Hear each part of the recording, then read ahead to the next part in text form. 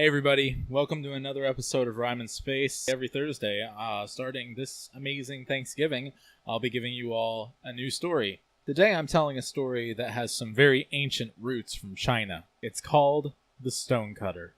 I hope you enjoy. Once there was a man who cut things out of stone. He lived out in the countryside, yes, he lived all alone. He wasn't a very smart man, but he didn't have to be. His stonework made him a living, and he was very happy. Till one day he went out to a new mountain to cut stone, and as he ventured on his way, he found he wasn't alone. The locals talked of a spirit who granted people their desires, but he brushed this off as poppycock as just the work of liars. He cut his stone expertly as always, polishing off the rough edges. He took them back down the mountain pass to the man who'd pay his wages. But as he walked, he started to think what his desires might be, if visited by the spirit who would grant wishes happily. He couldn't think of very much, until it came into view. The house of the man he took the stones to, his name was Mr. Su. Mr. Su had a mansion of immense size, with tapestries, gardens, and koi ponds. And all of this made our stonecutter think, "This is what I would respond. I wish I had a mansion like this." Then the air felt enchanted. A voice whispered gleefully into his ear, "Stonecutter, your wish is granted." He then went home, and what did he see? A mansion completely full of rooms, overflowing with tapestries. It was enough to make him swoon. He marveled at it all for about 15 minutes. Then he got bored and looked out the window, and he saw coming into the city limits a prince of great rapport and might being carried in on a throne. That prince had servants surrounding him, and the stonecutter felt alone. "He even has someone carrying an umbrella," said the stonecutter jealously. "To block this wretched summer sun, what a joy that'd be! I wish I was a prince." Then the air felt enchanted. A voice whispered gleefully into his ear, "Stonecutter, your wish is granted." The stonecutter sat on a carried throne, his every need tended to. This didn't last very long, however. It was hotter than he knew.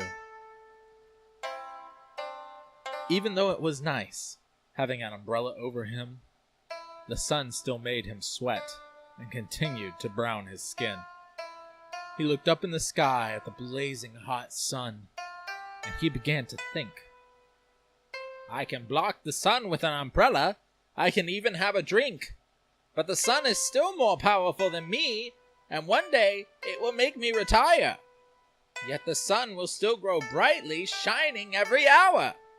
I wish I was the sun." Then the air felt enchanted.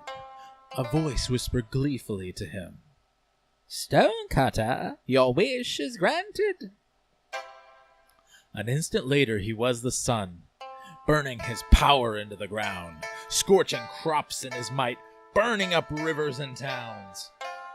"At last, no one is mightier than me! I am finally the best thing!" Then a cloud blocked his rays, and his anger began to sting.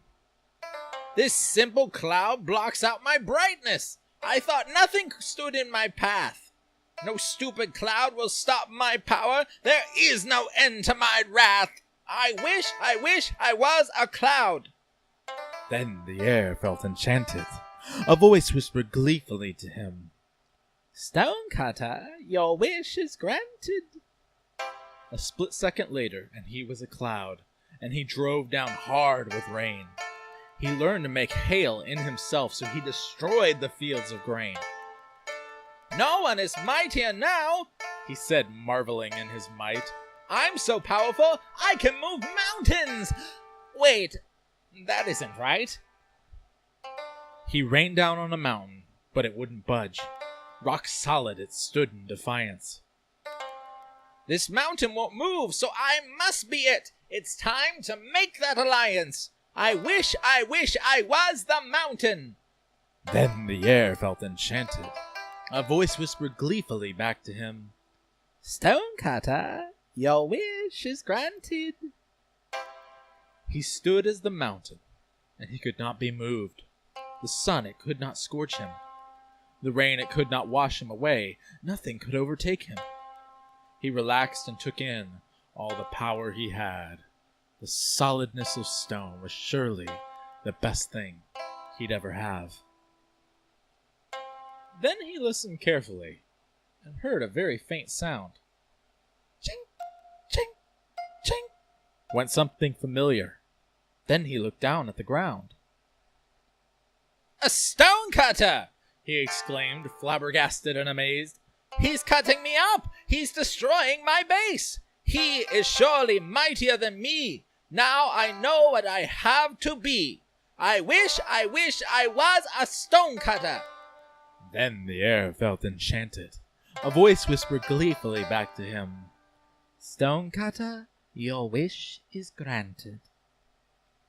And once again he was a stonecutter, and he never made a wish again. His power was just perfect now.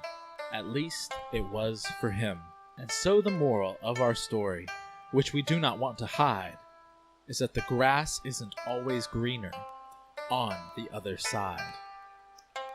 And if you're a stonecutter, a businessman, a mom, a cloud in the sky, a preacher, or a singer of a song, you are exactly what God made you to be. Try to be it happily. Thank you all for listening to this story. If you want to learn more, you can check out more at rymanspace.com or patreon.com/rymanspace. There you can support me and help me make these weekly videos. Also, just anyone ever seen Madame Blueberry? I think that was pretty apropos, given that it's Thanksgiving. And this story reminds me of Madame Blueberry. Stuff mart. Anyway, thank you all very much, and have a happy Thanksgiving.